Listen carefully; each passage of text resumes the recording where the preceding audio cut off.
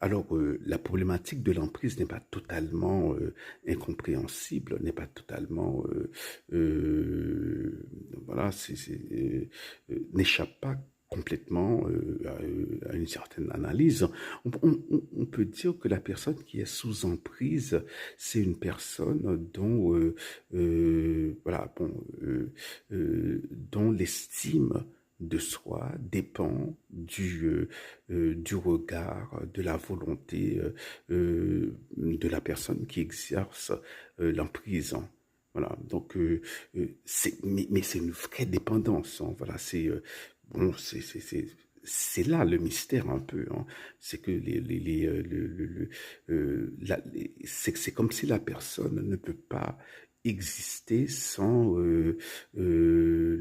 sans être validée par la personne qui exerce cette emprise. Hein, durant le procès de P. Diddy, on parle de l'une des femmes qui se fait uriner dessus.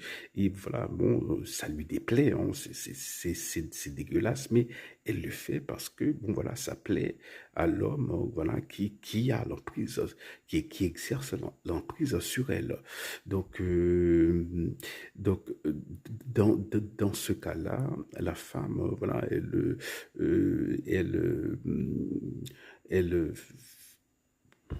accepte des choses dénigrantes, hein,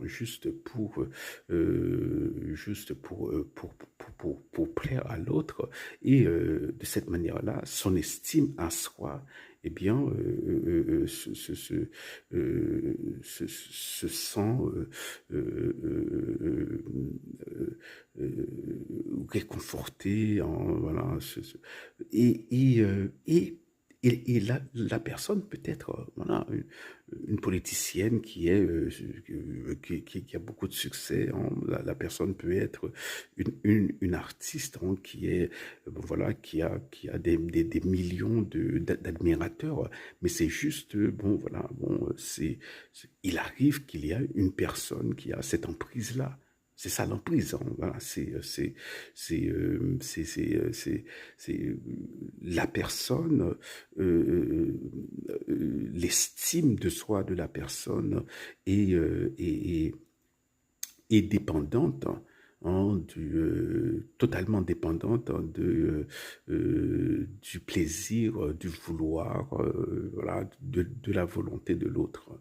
C'est, euh, c'est, c'est, euh, euh, c'est, euh, c'est ça l'emprise. Donc, on préfère souffrir plutôt que de